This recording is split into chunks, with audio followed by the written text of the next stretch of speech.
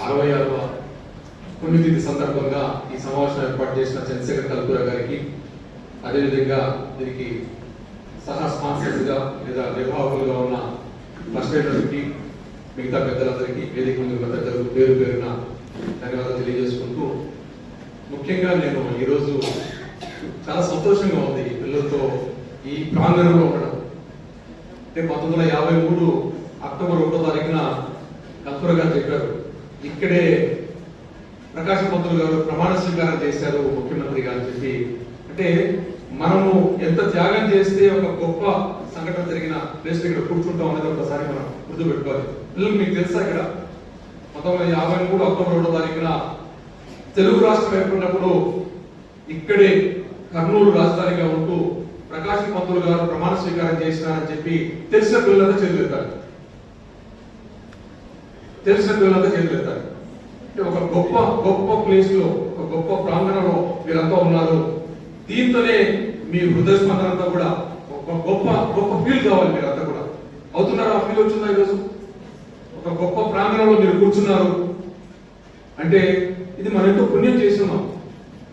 చంద్రశేఖర్ కల్పూరా గారు అవకాశం కల్పించారు, బీసీ గారు, గోపాల్ గారు ఈ అవకాశం కల్పించారు, ప్రిన్సిపల్ గారు కూడా ఈ అవకాశం మనకు కల్పించారు. ఇక్కడ మనము ఈరోజు మీకు స్పష్టంగా ఇంతకు ముందరే మాట్లాడేది హిస్టరీ లెక్చర్స్ ఉన్నారు.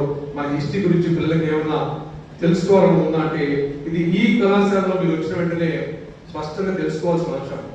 1953 అక్టోబర్ 1 ఇది గవర్నర్ బంగ్లాలో ఉండింది అన్న విషయం ఎంతమందికి తెలుసు?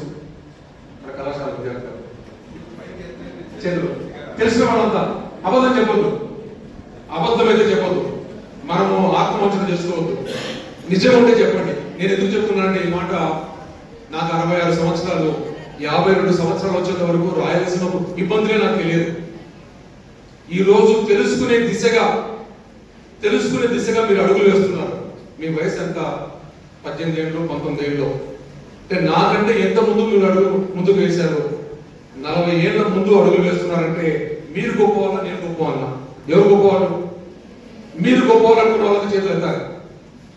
మీరు గొప్పవాళ్ళనుకున్న వాళ్ళకి చేతులు ఎత్తండి. మీరంతా గొప్పవాళ్ళే. పిల్లలు అందరూ చేతులు ఎత్తండి. మీరంతా గొప్పవాళ్ళే. నాకంటే 40 సంవత్సరాల ముందు ఈ ప్రాంతంలో జరుగుతున్న అంశాల గురించి తెలుసుకోవడానికి ఒక దృక్పథం, అంటే అన్ని విషయాలు ఒకటే రోజు రావు. మన సారు రమణయ్య గారు ఇంత మాధుర్యంగా పాటలు పాడుతున్నారంటే ఆయన పుట్టినప్పుడే ఆ పాటలు పాడారు సార్. మీరు పుట్టినప్పుడు పాడారు. వాళ్ళ స్కూల్లో టీచరు ఓనమాలు నేర్పిస్తే ఆ ఓనమాల దగ్గర ఎదిగాడు.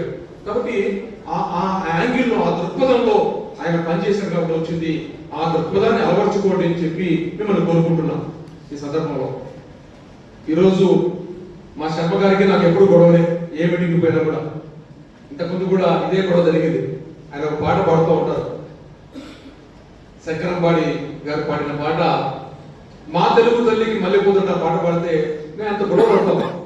అయ్యా, గలగల గోదావరి పడుతుంది, బిరబిరా కృష్ణమ్మ పరుగులెత్తుతుంది, మాకేమొచ్చిందయ్యా అని అడుగుతాం రాయలసీమ. మీకు తెలుసా? మన ప్రాంతంలోనే మీరు తుంగభద్ర నది ఎక్కడో తెలిసిన వాళ్ళు చేతులు ఎత్తారమ్మా. వెరీ గుడ్, చాలా మంది ఎత్తారు. నిజంగా తెలుసా? నిజంగా తెలిసిన చేతులు ఎత్తాం. ఎక్కడుంది తల్లి? ఎవరైనా ఒక్క తల్లి చెప్పాలి. ఎక్కడుంది తుంగభద్ర నది? ఏమో కర్నూలులో ఉంది. మనకు పోతే పీజీ వెంకటేష్ గారి డౌన్ పోయినా లేదా హైదరాబాద్ రోడ్లో పోతే ఈనాడు దాటంగానే తుంగభద్ర నది ఇక్కడ ఉంది. మరి ఇదంతా ఎక్కడి నుండి వస్తుంది?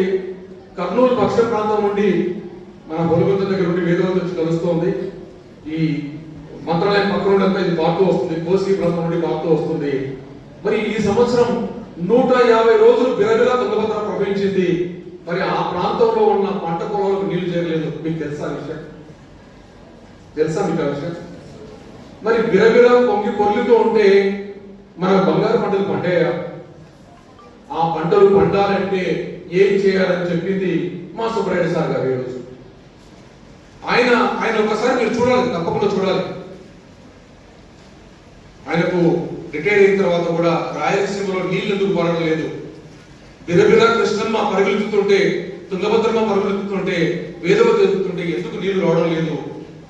ఎందుకు హక్కులున్నా మనకు నీళ్ళు ఎందుకు రావడం లేదని దాని మీద ఆ హక్కుల్ని ఏ విధంగా ఉపయోగించుకోవాలి, నదిలో నీళ్లు పారితే మన పంట పొలాలకు నీళ్లు రావు.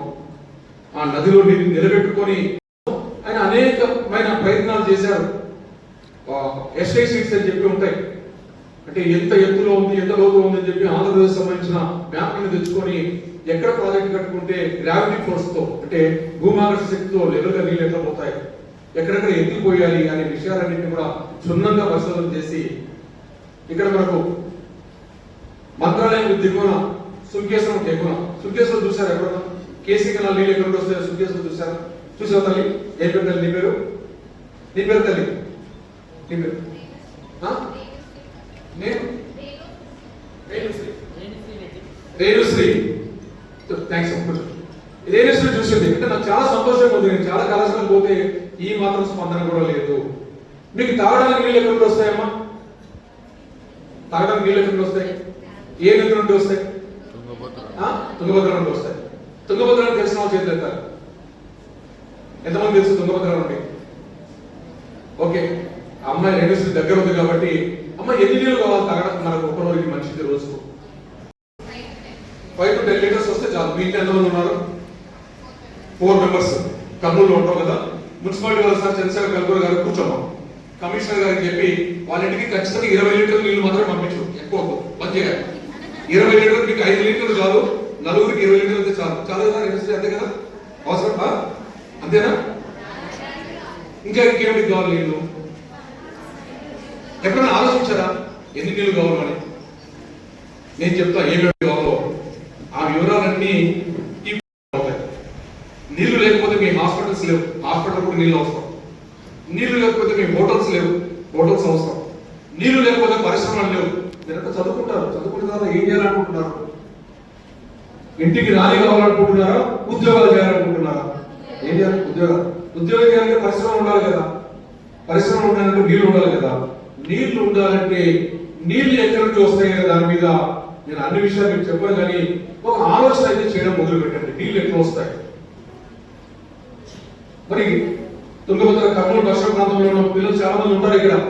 మీ అమ్మా నాన్నలు వాళ్ళకు కాళ్ళకు చెప్పులు వేసుకోకుండా తలకు నూనె కూడా పెట్టుకోకుండా మీకు చదువు చెప్పించడం కోసం కష్టపడుతున్నారు. వాళ్ళకు నీళ్లు వస్తే, ఆ పంట పొలాలకు నీళ్లు వస్తే మిమ్మల్ని ఇంకా బాగా చదివిస్తారు. వాళ్ళు కూడా సుఖవంతంగా ఉంటారా తల్లి? ఉంటారు కదా. ఉండాలంటే ఏం కావాలి?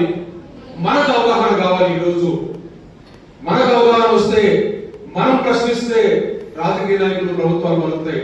పలకపోతే మన శర్మ గారు చెప్పినట్టుగానే ఏం చెప్పారు శర్మ గారు?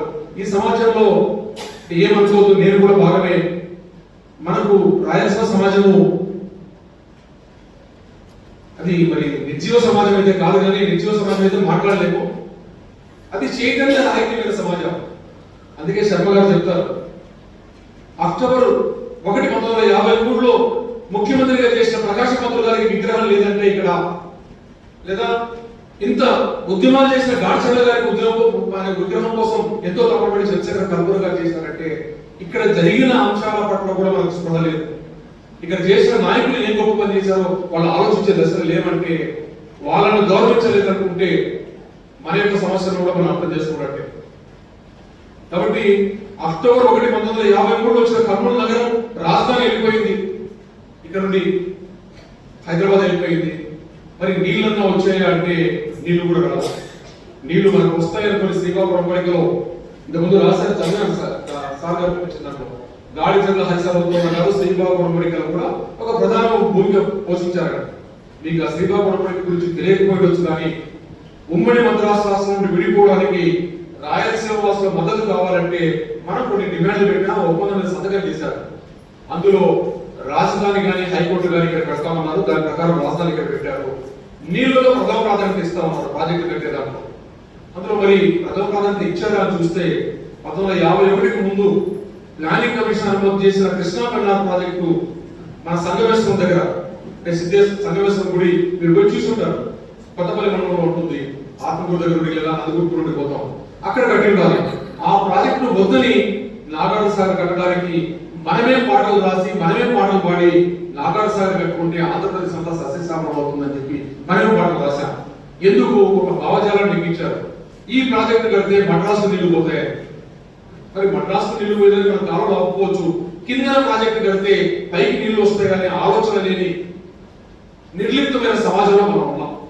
ఆ విగ్రహాన్ని పెట్టలేని సమాజంలోనే ఈ రోజు మనం ఉన్నాం. మరి అదే విధంగానే అది అయిపోయింది. శ్రీశైలం ప్రాజెక్టు కడుతున్నప్పుడు సంగమేశ్వర దగ్గర కట్టుకుంటే మనకి నీళ్లు వచ్చేవి. గేట్లన్నీ ఎత్తితే నీళ్ళని కిందికి పోతాయి. మీకు తెలుసా? మా శ్రీశైలం గేట్ ఎత్తితే రాయలసీమలో చుక్క నీళ్లు రావు. తెలుసా మీకు? ఆ విషయం తెలియదు. గేట్ ఎత్తితే చుక్క నీళ్లు రాయలసీమలో రావు. మరి అలాంటి చోట శ్రీశైలం ప్రాజెక్టు కట్టుకున్నాం. మరి 2004లో పులిచింతల ప్రాజెక్టు కడితే శ్రీశైలం ప్రాజెక్టు నిర్వహణ బాగా వస్తుంది అని చెప్పి కృష్ణా డెల్టా కావాల్సిన స్థిరీకరణ కోసం పులిచింతల కట్టాం. కానీ మరి శ్రీశైలం మాత్రం ఖాళీ అయిపోతూనే ఉంటుంది. నిన్న ఈ రోజు ఆంధ్రప్రభ పేపర్ చదవండి, మీరు తీసుకొని లైబ్రరీకి వెళ్ళి ఏం రాసిందో స్పష్టంగా అర్థమవుతుంది. శ్రీశైలం అంతా ఖాళీ అయిపోయింది. మరి పులిచింతల ప్రాజెక్టు కట్టుకున్నాం, ఏం లాభం లేదు. ఇక్కడ అన్ని కళాశాల విద్యార్థులంతా కలిసి 1,00,000 జలఘోషం చేశాం.